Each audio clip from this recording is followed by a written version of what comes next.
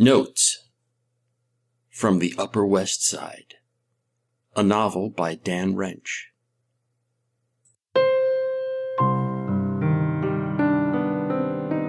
Chapter 58, New Man It Is.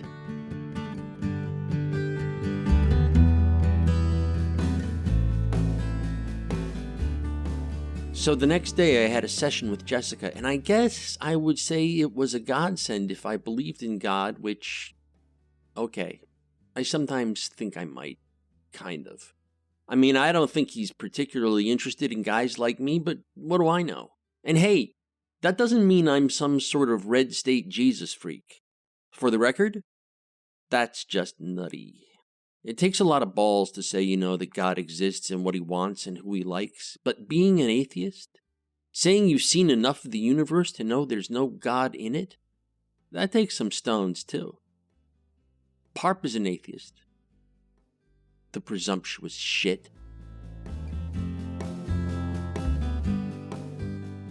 See, that's one of the main differences between me and Parp.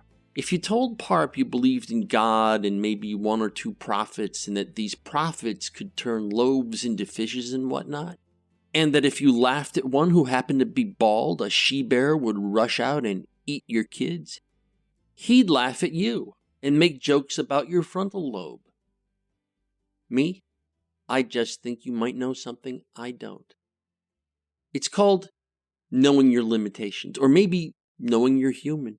Or maybe just humility. Am I right? So, my session with Jessica. I was sitting in the chair across from her, stealing man stares at this plaid shirt she was wearing and that was open a few buttons down from the neck like she was hoping I'd look. I could see that under the shirt she was wearing this tight black strappy thing that I at first thought was her bra, that she wanted me to see. And then I thought, hey, maybe it's a leotard and she has yoga class right after our session. But as I kept stealing glimpses of it, I began to think it might be made out of rubber.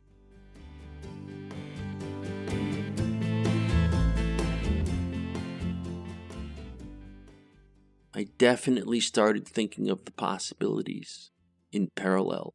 I was having 3 different fantasies at once, all triggered by the sight of rubber against my therapist's tits when she looked up at me from the pad she'd been writing in. I made sure I had this chilled out or laid back or I don't care look on my face, like, yeah, I'm staring in your direction, but I'm pretty much just waiting for you to finish up writing whatever you're writing so we can get down to business. I told her about the inaugural ball and about how Parp helped me with the Roundabout Inn gold card and how he was going to help me out with the diet and the exercise and my general physical improvement, but that the thought of selling my soul to him just so I could maybe have a hard-on when I boned Cammy next time was making me more than a little depressed. You know, she said, it seems, well, a little unusual based on what you've said in the past that Tony would go out of his way to help you like that. Is there something about this whole, are you sure there's no quid pro quo in this for him? Fucked if I knew. I don't know, I said. I thought he was just helping a guy out because of, you know what he said. It's all a big adventure with him.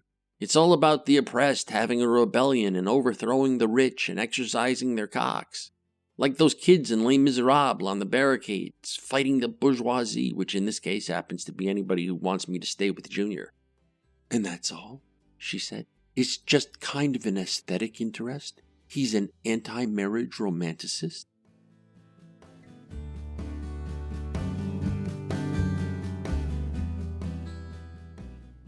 It was like she was trying to sound over-the-top ironic, you know, the way parents and therapists and wives do sometimes when they're trying to make you think something through.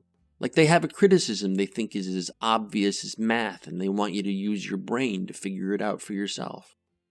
I hate it when people do that. Maybe he's just this lonely guy who wants to believe that anyone living with a 3-dimensional woman is some kind of hostage who needs liberating, I said. I definitely wanted her to see Parp as the basest element of human, baseness. But I didn't want her to start asking me again why I was his chum, or why I hung around him pretending to be his chum. I've been trying to answer that question for years, and it just goes nowhere. It's like the hamster that jumps in the wheel thinking this time he might just make it to Jersey City. And after a day of running and running and running, he realizes again that he hasn't moved an inch. Yeah, I had a hamster when I was 8.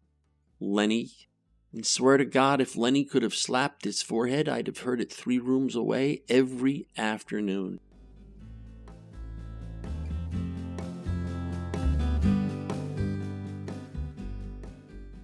Well, I'm done being Lenny.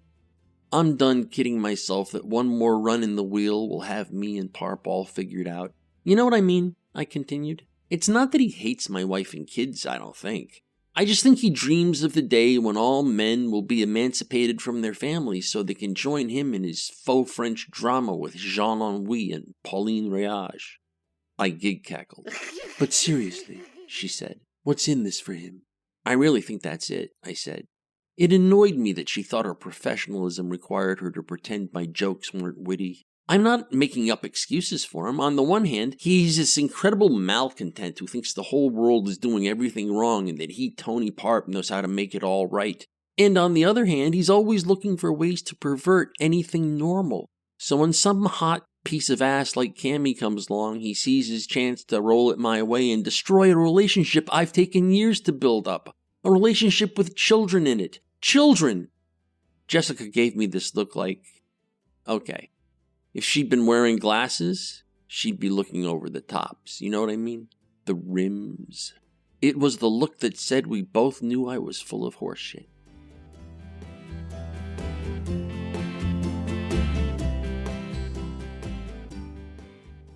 Okay, I said. I said that was one way of looking at it. I distinctly said on the one hand. Actually, she said, you gave me both hands. Huh? You said on the one hand he thinks he can improve everything, and on the other hand he's trying to pervert everything. I looked at her. Jesus, I said, so you want me counting hands now? No, I just want to understand. So there's a third way of interpreting Tony? Yes, there is another way. She just stared at me, pen on her pad, waiting for me to explain myself.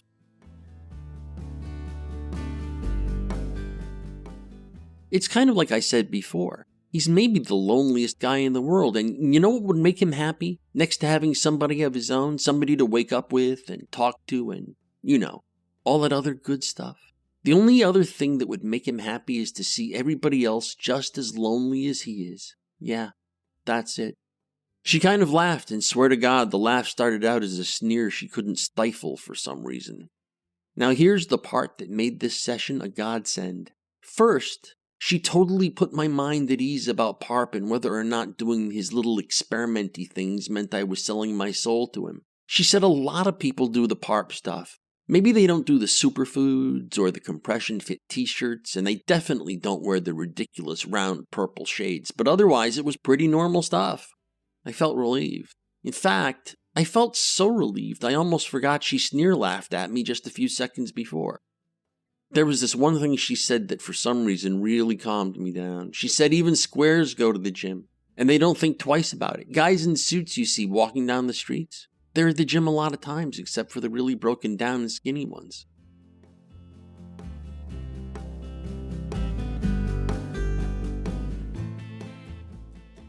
Maybe you think I'm a jackass for not knowing this already. Okay, let's say in your world, squares going to the gym is common knowledge. Maybe you're even some square who meets up with your fellow squares at the gym and you have this ritual where you simultaneously take off your ties and pull on your sweats. Fantastic for you and your world. But in my world? Shit. The only guys I knew who went to the gym every day were underwear models. Like I said, knowing that the gym thing was completely ordinary made me feel a lot better. If Libby or Jono gave me shit for gymming it up, I'd just say, hey, dude, millions of people go to the gym. It's not like I'm stacking dumbbells in my apartment. That's just nutty.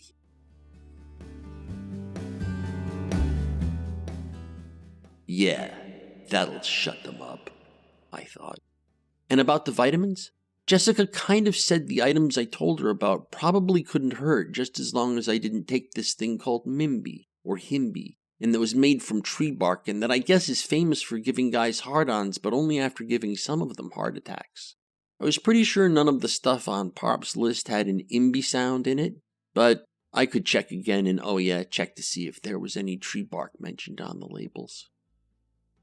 So, I thought, new man it is. I wonder what I'll be like.